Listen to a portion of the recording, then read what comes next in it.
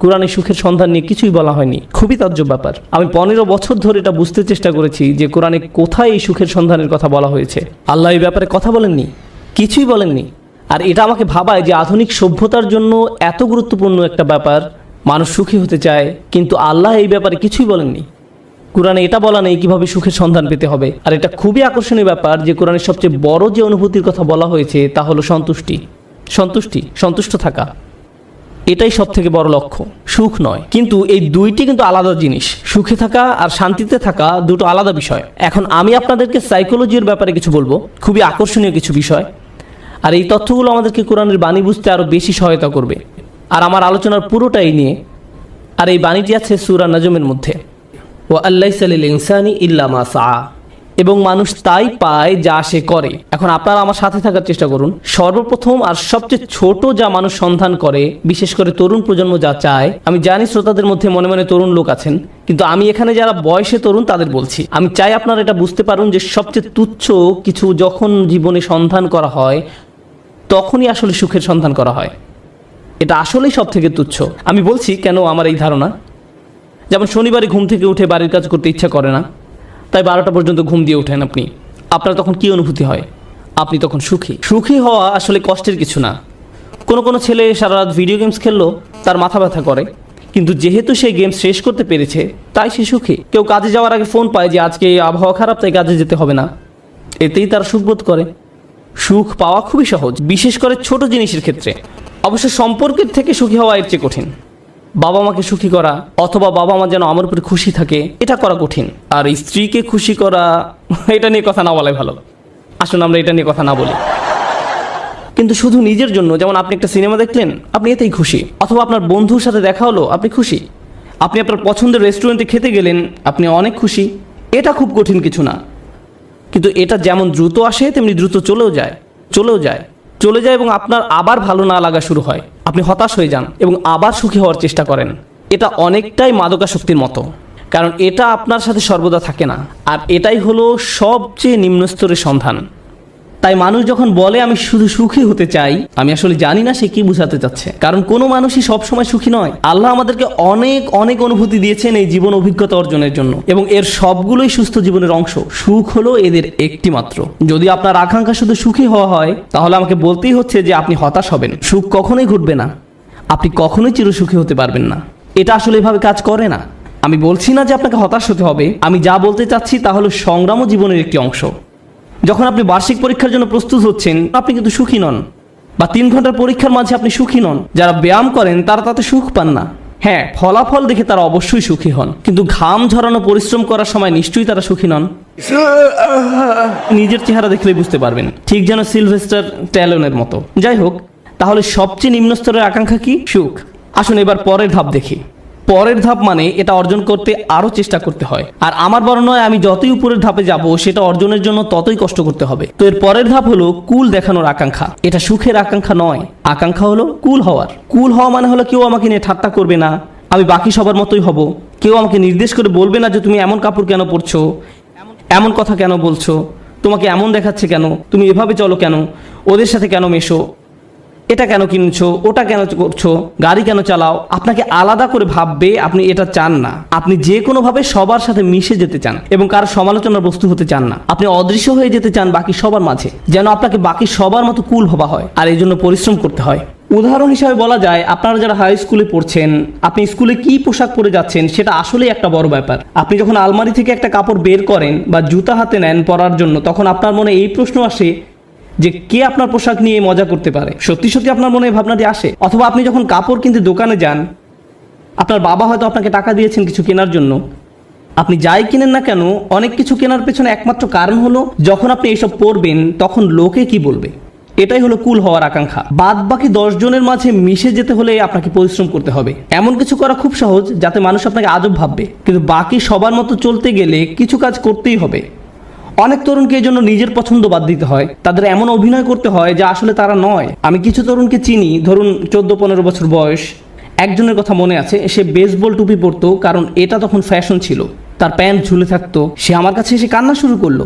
আমি তার কাছে বসলাম, আর সে আমাকে বলল, আমি এমন কাপড় পরতে পছন্দ করি না, আমি এটা ঘৃণা করি। কিন্তু আমি যদি এমন না করি তাহলে বাকিরা আমাকে নিয়ে মজা করে। আমি তাই বাধ্য হয়ে এমন করি।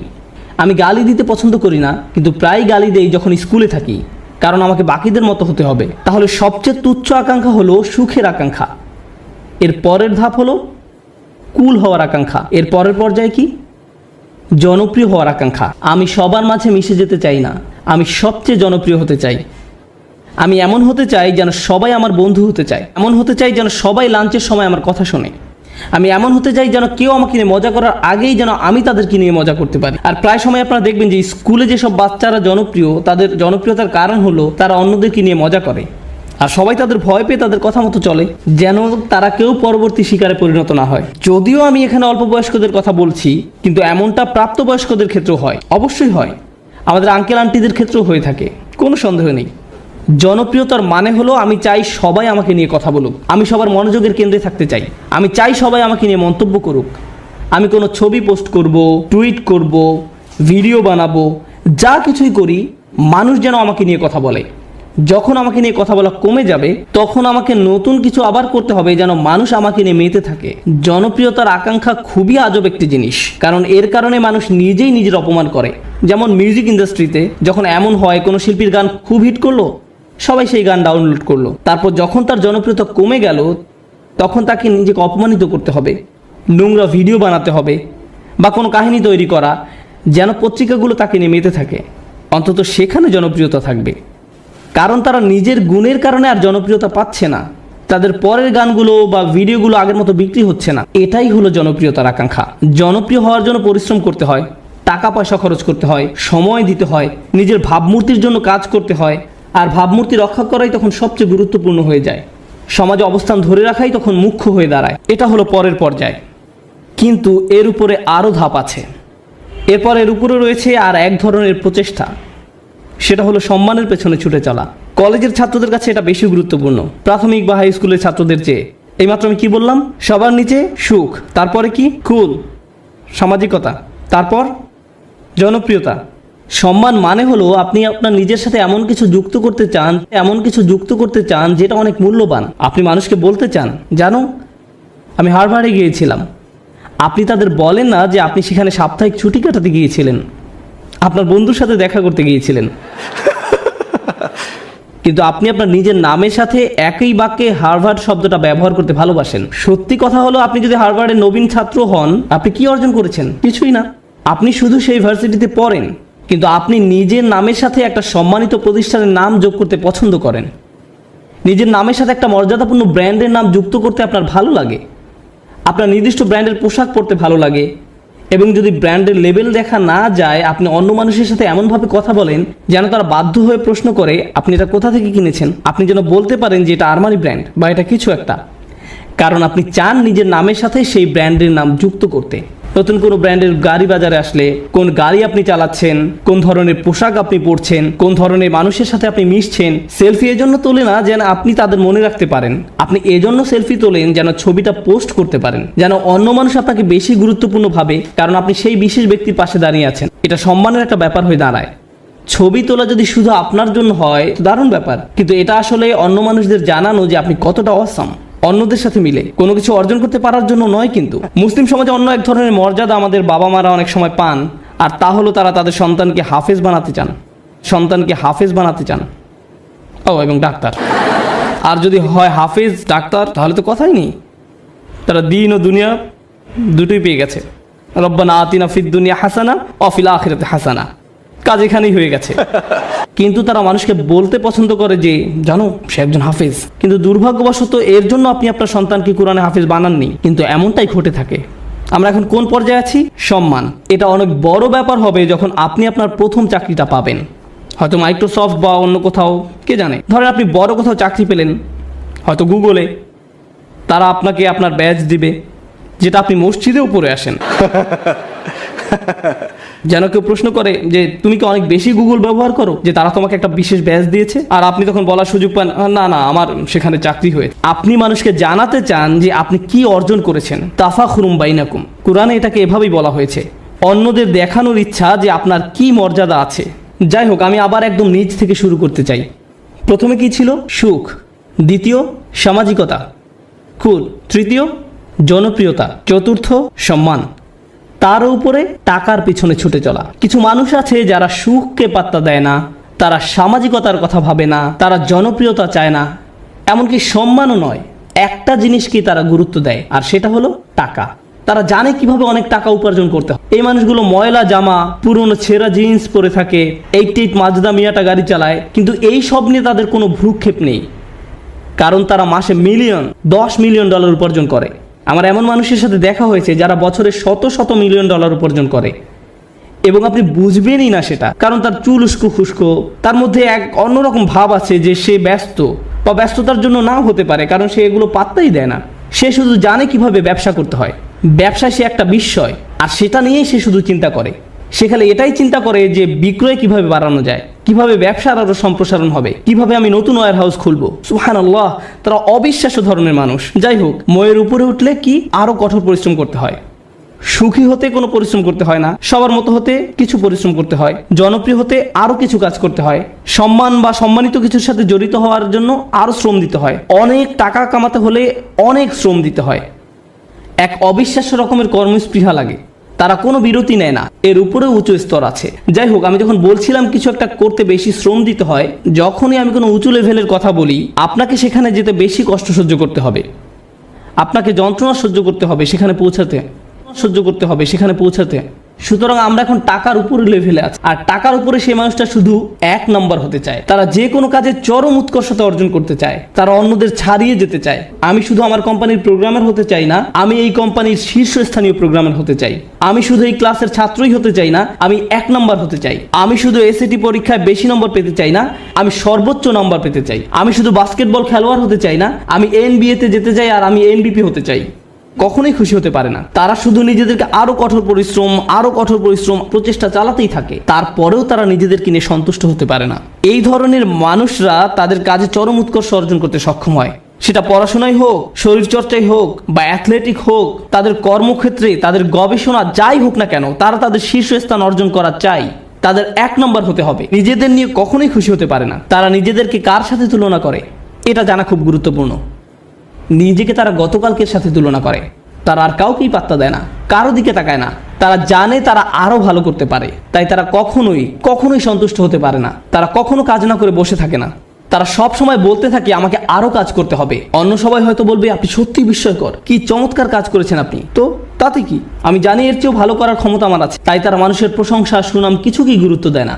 যারা ভাবে যে তারা আসলে দারুণ কাজ করছে, কিছুকেই গুরুত্ব দেয় না। তারা চেষ্টা করেই যায়। আর এমন একটা উদাহরণ হলো মাইকেল ফেলপস, ঠিক কিনা?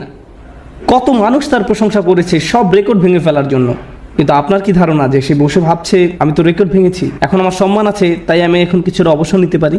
সে কি অর্জনের চেষ্টা করেছে? উৎকর্ষতা। তাই সে কখনোই সন্তুষ্ট হতে পারবে না। সে চেষ্টা করতেই থাকবে মেশিনের মতো, সামনে যেতেই থাকবে আরো দ্রুত গতিতে। এমন মানুষ দুনিয়াতে খুব কমই আছে, খুবই কম। অনেকেই এখানে বসে আছেন যারা স্কুলে পাশ করার গ্রেড পেলেই খুশি, তখনই তারা সুখের খোঁজে প্লে স্টেশন নিয়ে খেলতে বসে যায়। আবার এমনও মানুষ আছে যারা 99 পেলেও নিজের উপর অসন্তুষ্ট, কিভাবে আমি এই ভুলটা করলাম। এমনটা সাধারণত ছেলেরা করে না, মেয়েরা করে। উৎকর্ষতা অর্জনের ব্যাপারে কথা বলতে আরো একটা কথা বলতে চাই, যে আমি জীবিকা অর্জনের জন্য কি করি। আমার সত্যিকার অর্থে কোনো চাকরি নেই, কিন্তু আমার ক্যারিয়ারের একটা অংশ হলো যে আমি কম বয়স্ক ছেলে মেয়েদেরকে আরবি শেখাই। এটা একটা বেশ ইন্টেন্সিভ প্রোগ্রাম। তাদের আরবি কিছুটা শেখাতে 9 মাস লেগে যায়। ক্লাসের অর্ধেক থাকে ছেলে আর অর্ধেক মেয়ে, 30 জন ছেলে 30 জন মেয়ে। মেয়েরা গত 5 বছর ধরে এই পরীক্ষায় ছেলেদের চেয়ে অনেক ভালো নাম্বার পেয়েছে, খুবই ভালো করেছে তারা, কিন্তু ছেলেরা ক্রমাগতভাবেই খুশি। মেয়েরা সবসময় মন খারাপ করে থাকে, আমাকে বলে উস্তাদ আমি জানি আমি 100 পেয়েছি, কিন্তু আমি নিশ্চিত নই যে আমি ঠিকমতো বুঝতে পেরেছি কিনা। এদিকে এক ছেলে 25 নম্বর পেয়েছে, আর সে বলছে ওকে আমি বুঝতে পেরেছি। আমি পুরোপুরি ভিন্ন প্রজাতির মানুষদের সাথে কাজ করছি একই ক্লাসরুমের মধ্যে, তাদের পুরোপুরি ভিন্ন মন মানসিকতা। তাই আমার ছেলেদের বলতে হয় যে মন দাও, অপদার্থ কোথাকার, তুমি বোঝোনি, কিছু কাজ করো। আর এদিকে মেয়েদেরকে আমার বলতে হয় ও শান্ত হও, তুমি ঠিকই বুঝতে পেরেছো। আমি তো ছেলেদেরকে বলতে পারি না হালকাভাবে নিতে, কারণ এর চেয়ে বেশি হালকাভাবে নেওয়া যায় না, এটা সম্ভব নয়। সুতরাং আমরা কোথায় পৌঁছেছি, কি নিয়ে কথা বলছিলাম? ও ঠিক আছে, আমাকে একটু সাহায্য করুন। একদম নিচ থেকে আবার শুরু করতে চাই। সুখ, সামাজিকতা, জনপ্রিয়তা, সম্মান, টাকা, উৎকর্ষ। উৎকর্ষের উপর কি থাকতে পারে? উৎকর্ষের উপরও একটা কিছু আছে, আর সেটা হলো প্রভাব। প্রভাব, আমি কি পেলাম সেটা গুরুত্বপূর্ণ নয়। আমি গুরুত্ব দেই না যদি আমি অন্যদের চেয়ে বেশি টাকা উপার্জন করি। আমি পাত্তা দেই না যদিও আমি 1 নম্বর। আমার কাছে সেটা গুরুত্বপূর্ণ নয়। আমি অন্যদের জন্য কিছু করতে চাই। আমি একটা উত্তরাধিকার রেখে যেতে চাই। যখন আমি চলে যাব দুনিয়ার বুকে আমি আমার চিহ্ন রেখে যেতে চাই যে আমি কিছু একটা করেছি যেটা এই জায়গাটাকে অন্যদের জন্য আরো ভালো জায়গায় পরিণত করেছে। আমি প্রভাব বিস্তারকারী ব্যক্তি হতে চাই অন্য জিনিসের উপরে এবং অন্য মানুষের উপরে, আমার চারপাশের পরিবেশের উপরে। আমরা এখন অমুসলিমদের কথা বলছি, আমরা এখন বিশ্বাসীদের কথা বলছি না।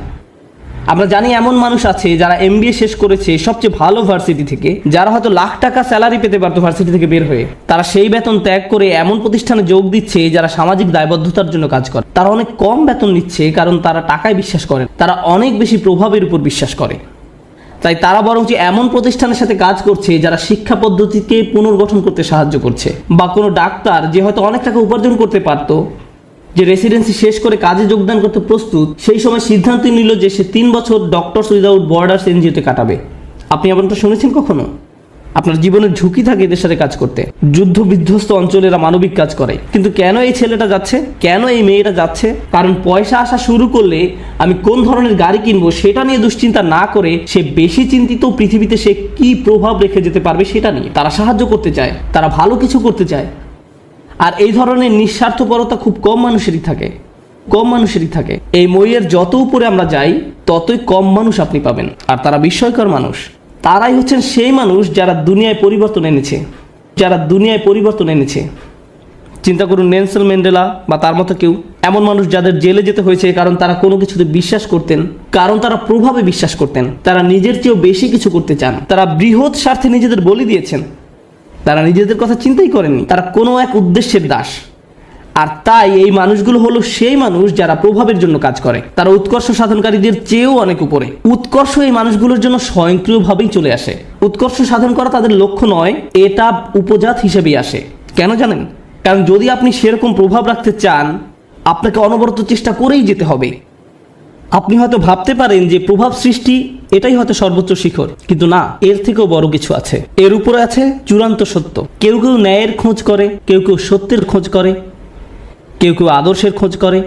যারা ন্যায় বিশ্বাস করে, আর ন্যায় এমন একটা জিনিস সেটা আপনি পরিপূর্ণভাবে দুনিয়াতে দেখবেন কিন্তু তারা এর পরোয়া করে না, তারা এটার জন্যই কাজ করেন। ও আরেকটি ব্যাপার, যখন আপনি এমন কিছু করতে চান যেটার দুনিয়াতে কোনো নজির নেই, তখন সেটা করাটাই সবচেয়ে কঠিন কাজ। তখন যদি আপনি সামান্য একটু পরিবর্তন দেখেন তাতেও আপনি উদ্দীপ্ত হয়ে যান, আপনি অনুপ্রাণিত হন এবং এটি আপনাকে আরো সামনের দিকে এগিয়ে নিয়ে যায়। কিন্তু আপনি যখন এমন একটা আদর্শের জন্য কাজ করবেন, ন্যায়ের জন্য, আপনি হয়তো ন্যায় কখনোই দেখবেন না। এই লোকেরা কেমন করে নিজেদেরকে অনুপ্রেরণা দিবে যখন তারা এমন কিছুর জন্য কাজ করে যেটা দেখা যাচ্ছে না? এরাই হচ্ছে সবচেয়ে অসাধারণ, সবচেয়ে সহনশীল ব্যক্তি। একবার তারা একটা আদর্শের পিছনে পড়লো, সবাই তাকে পাগল ভাবলো, কিন্তু তার কিছু এসে যায় না, তারা এগিয়েই চলেন। তাই এখন আমি শুরু করতে চাচ্ছি একদম সর্বোচ্চটা দিয়ে, যেটা হলো সত্যের খোঁজ। প্রসঙ্গত বলে রাখি যে আমাদের সকল নবী আলাইহিস সালামের পথে ছিল সত্যের অন্বেষণ। তারা মানুষের সাথে সত্যটা শেয়ার করতে আগ্রহী ছিলেন। এবং অনেক সময়ই রাসূলুল্লাহ সাল্লাল্লাহু আলাইহি ওয়াসাল্লাম হাদিস থেকে আমরা জানি কিয়ামতের দিন অনেক নবী আল্লাহর সামনে দাঁড়াবেন যাদের পেছনে কোনো অনুসারীই থাকবে না, একজন অনুসারীও নয়, 1 বা 2 না, একেবারে শূন্য। তাদের লক্ষ্যটা কি ছিল? সত্য। তাদের প্রভাব কতটুকু ছিল? 0। কিন্তু আল্লাহর দৃষ্টিতে তারা পুরোপুরি সফল। হ্যাঁ নাকি না? হ্যাঁ। এখন আমাদেরকে একটা জিনিস বুঝতে হবে, আমরা আবার এই শ্রেণী বিভাগেই যাচ্ছি, কিন্তু আমি শুধু শেষের 4টার উপরে ফোকাস করছি, অথবা হয়তো শেষ 5টার উপরে। প্রথমে কথা বলি উৎকর্ষ। আপনি যখন উৎকর্ষের খোঁজ করেন তখন আপনি কাকে নিয়ে কখনো সন্তুষ্ট থাকেন না? নিজেকে নিয়ে। প্রশ্ন হলো কেন আপনি নিজেকে নিয়ে সন্তুষ্ট নন? কারণ আপনি নিজেকে শুধু উন্নতিই করতে চান না, এটা কারণ নয়। যদি আপনি ইসলামের দৃষ্টিকোণ থেকে আলোচনা করেন, আপনি নিজেকে নিয়ে সন্তুষ্ট নন এই কারণে যে আপনার প্রত্যেকেরই প্রভাব সৃষ্টির চেষ্টা করার কথা ছিল। আপনার নিজেকে নয় বরং অন্যকে নিয়ে চিন্তা করার কথা ছিল, আর এই কারণে আপনি নিজেকে নিয়ে সন্তুষ্ট হতেন না। আপনি যা ভাবছেন আল্লাহ আসলে আপনার উপর তার থেকেও বেশি দায়িত্ব দিয়েছেন। আমি চাই যে আপনারা দুটো জিনিস নিয়ে চিন্তা করুন। এটা কোরআনের একটি অন্যতম শক্তিশালী বক্তব্য। যেহেতু এটা পরিষ্কারভাবে অনুবাদ করা হয়নি তাই অনেক সমস্যা সৃষ্টি করে। লা ইউকাল্লিফুল্লাহু নাফসান ইল্লা উসআহা। আল্লাহ কোনো ব্যক্তির উপরই বোঝা দেন না। এখন যেই অংশটা আসছে সেটা হচ্ছে দুর্বল অনুবাদ, তাদের সাধ্যের অতিরিক্ত। আল্লাহ আপনার উপর সেই বোঝা চাপাবেন না যা আপনি বহন করতে পারবেন না। এই অনুবাদের জন্য আরবিটা হওয়া দরকার ছিল লা ইউকাল্লিফুল্লাহু নাফসান ইল্লা বিউসইহা, তাদের সাধ্য পর্যন্ত বোঝাতে সেখানে একটা বা থাকার কথা ছিল, কিন্তু শব্দটা হচ্ছে ইল্লা উসআহা, অর্থাৎ কাল্লাফাল্লাহু উসআনা। অর্থটি এখন পুরোই পরিবর্তিত হয়ে গেছে। প্রচলিত অনুবাদটা একদম ন্যূনতম অর্থ প্রকাশ করে, কিন্তু আপনি জানেন এই আয়াতের সত্যিকার অর্থ কি? আপনার মাঝে যে সম্ভাবনা আছে তার অতিরিক্ত কোনো কিছুর বোঝা আল্লাহ আপনাকে দেননি। ভেবে দেখুন আমি কি বলছি। আল্লাহ আপনাকে এমন কিছু বোঝা দেননি যেটা আপনার মাঝে যেই সম্ভাবনা আছে তার অতিরিক্ত।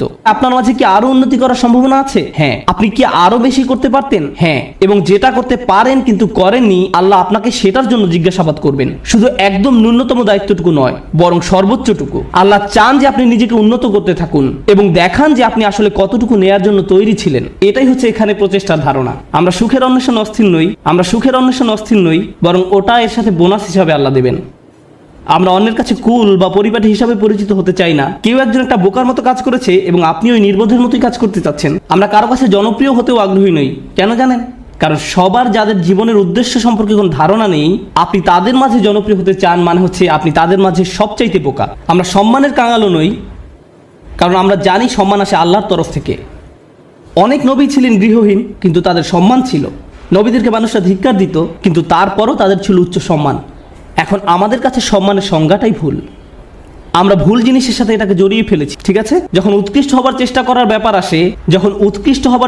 ব্যাপার আসে আমাদের মুসলিমদের মাঝারি ধরনের জিনিসে সন্তুষ্ট হবার অবকাশ নেই, কোনো সুযোগ নেই। আপনি একজন মুসলিম হিসেবে নিজেকে আরো উন্নত করার জন্য ক্রমাগত চেষ্টা করতে থাকবেন। আপনি যে কাজই করে থাকেন না কেন, আপনি যদি মুখস্থ করে থাকেন তাহলে আপনি আরো বেশি মুখস্থ করার চেষ্টা করুন। আপনি যদি পড়াশোনা করে থাকেন তাহলে আরো বেশি পড়াশোনার চেষ্টা করুন। আপনি যদি কাজ করে থাকেন তাহলে আপনি আরো বেশি কাজ করার চেষ্টা করুন। আপনি যদি স্বেচ্ছাসেবী হয়ে থাকেন তাহলে আরো বেশি স্বেচ্ছাসেবা করার চেষ্টা করুন, বিশেষভাবে যখন আপনার বয়স কম। কারণ এখন দায়িত্ব অনেক কম। কিন্তু আমার হোমওয়ার্ক আছে, হ্যাঁ, কিন্তু সেটা এমন কোনো দায়িত্ব নয়। দায়িত্ব তখনই আসবে যখন আপনি বিয়ে করবেন, যখন আপনার সন্তান থাকবে। এখন আপনি মুক্ত। এখন আপনার যে স্বাধীনতা আছে সেটা জীবনের আর কোনো পর্যায়েই থাকবে না। পেছনে বসে ভিডিও গেমস খেলার সময় নয় এটা। এখন শুধু বসে থেকে মুভির পর মুভি দেখার সময় নয়। এখন সময় নয় যে নতুন অ্যাভেঞ্জার্স বা এরকম কিছু নিয়ে আপনি ব্যস্ত থাকবেন। এটা সেই সময় নয়। পুরো পৃথিবী অপেক্ষা করছে আপনি কি প্রভাব ফেলবেন দুনিয়াতে সেটার জন্য। আপনি এমনি বসে সময় নষ্ট করতে পারেন না। অন্যরা করতে পারে, ভালো, তাদের কোনো বৃহত্তর লক্ষ্য নেই, কিন্তু আপনাকে হতে হবে শ্রেষ্ঠ, কারণ আপনি এখন থেকেই প্রভাব সৃষ্টি করা নিয়ে চিন্তা করেন। দর্শকদের মাঝে বসে থাকা প্রত্যেক তরুণ ছেলে এবং মেয়ের চিন্তা করা উচিত, আল্লাহ আমাকে কি দিয়েছেন, আমাকে আল্লাহ কোন গুণটি দিয়েছেন, এবং এই গুণটি দিয়ে আমি দুনিয়াতে কি পরিবর্তন আনতে পারি, এই গুণ দিয়ে আমি কি করব। আর আপনি যখন এটা নিয়ে চিন্তা করবেন তখন আপনি সত্যিকারভাবে বুঝতে পারবেন আপনি কিসের জন্য কাজ করছেন। আপনি কাজ করছেন আল্লাহর সাথে দেখা হবার স্বপ্ন নিয়ে, এবং সেটাই হচ্ছে আমাদের আসল সত্য। আপনি আল্লাহকে এটা দেখাতে চান যে আপনি আপনার সামর্থ্যের মধ্যে যা আছে তার সবটুকু করেছেন। সবচেয়ে ভালো ঘুমের অভ্যাস আপনার থাকা উচিত, সবচেয়ে ভালো খাবার সবচেয়ে ভালো ব্যায়াম করার অভ্যাস আপনার থাকা উচিত। আপনার হওয়া উচিত সবচেয়ে ভালো ইবাদতকারী। আপনার হওয়া উচিত সবচেয়ে পড়াশোনায় উন্নত।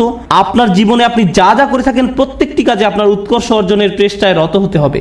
আপনার বাজে জাঙ্ক খাবার খাওয়ার অভ্যাস ত্যাগ করা উচিত। আপনি এমন কেউ হবেন না যারা অযথা ঘুরে ফিরে আড্ডা দিয়ে সময় নষ্ট করে। আপনি অবশ্যই অবসর কাটাবেন, কিন্তু এমনকি যখন আপনি খেলবেন তখনও সবচেয়ে ভালো খেলুন। স্কুলের বা কলেজের অন্য ছেলেরা যখন তাকে দেখবে তারা বলবে আমি এর মতো হতে চাই, তার সবকিছু অসাধারণ, তার সবকিছুতেই সে চ্যাম্পিয়ন।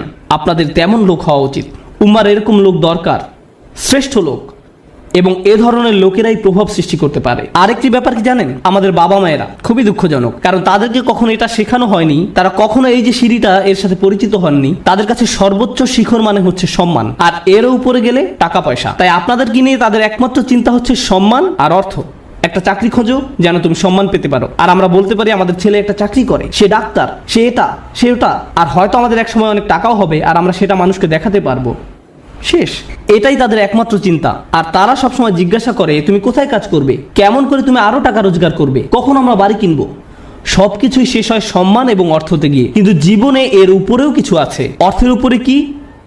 টাকা পয়সা, উৎকর্ষ। কে আপনাকে উৎকর্ষ বা শ্রেষ্ঠত্ব অর্জনের দিকে ধাবিত করবে? আমরা শুধু অর্থ এবং সম্মান নিয়ে চিন্তা করতে করতে জীবন শেষ করে ফেলি। মুসলিমদের মাঝে কত ছেলে মেয়ে ডাক্তার হয়েছে, আমি সবসময় তাদের উদাহরণটাই দিই, কারণ এদেরকেই সবচেয়ে বেশি হতাশ দেখি আমি। তারা ডাক্তার হয়েছে শুধুমাত্র এ কারণে যে তাদের মা বলেছে কিংবা বাবা বলেছে।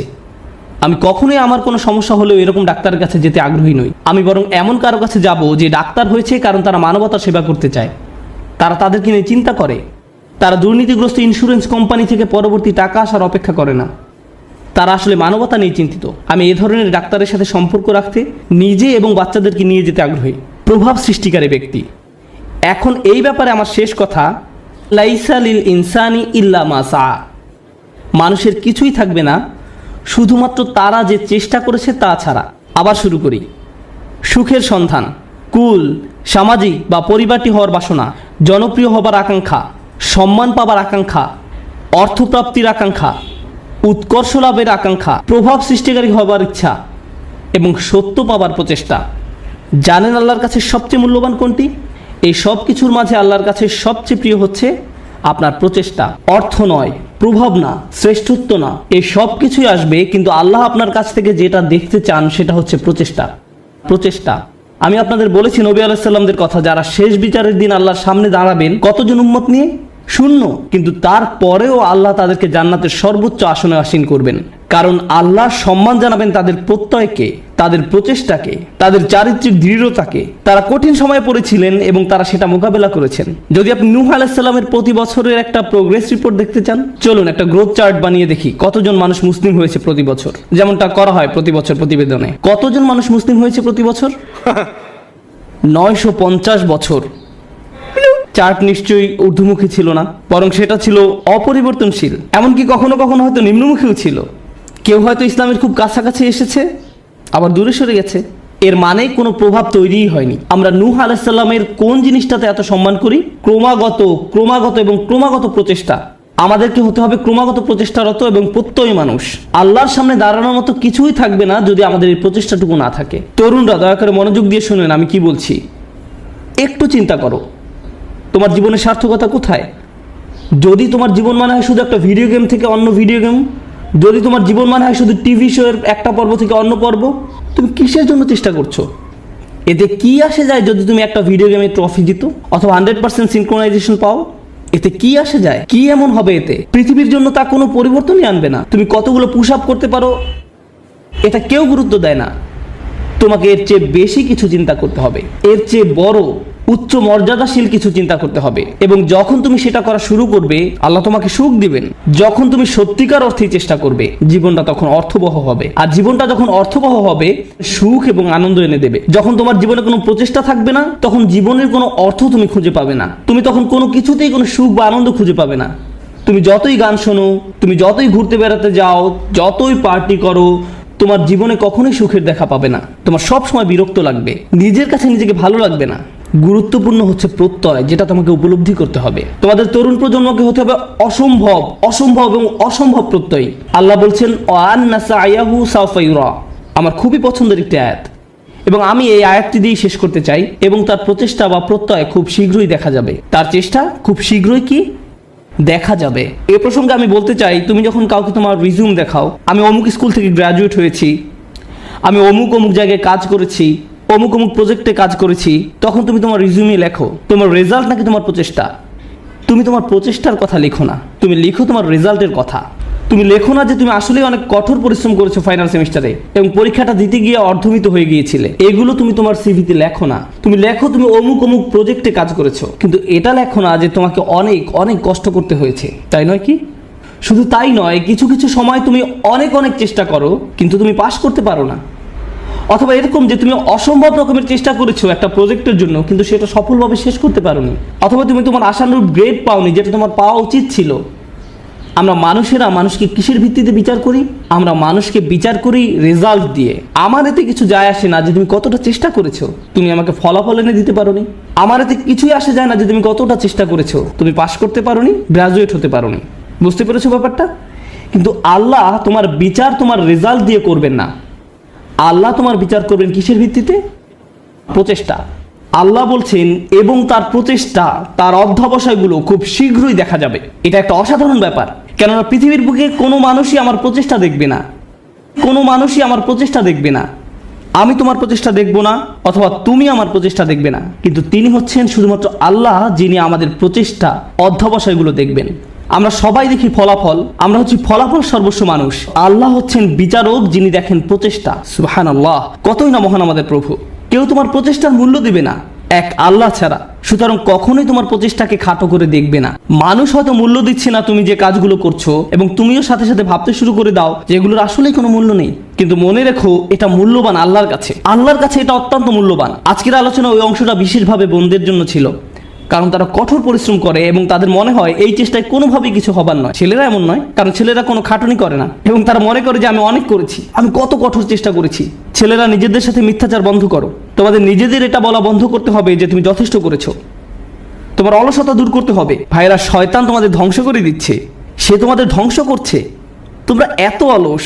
নিজেদের কাছে যুক্তি দেওয়া বন্ধ করো এবং কাজ করো, বেশি করে কাজ করো, আবেদন করতে থাকো, করতেই থাকো, অন্যদের সাথে এই ব্যাপারে কথা বলতে থাকো, নেটওয়ার্কিং করো। থেমে যেয়ে বলো না যে আমি সব রকম চেষ্টা করেছি তারপর ফল পাইনি। না, তুমি সব রকমের চেষ্টা করোনি।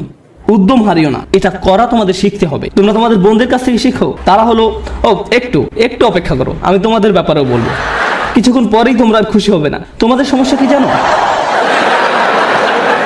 সুখের সন্ধানের কথা এখন ভুলে যাও। তোমাদের সমস্যা হলো তোমরা সর্বদা নিজেদের ব্যাপারে অনিশ্চিত। তোমরা সবসময় ভাবছো আমি যথেষ্ট নই বা আমি হিসেবের মধ্যেই নেই। হাততালি থামাও।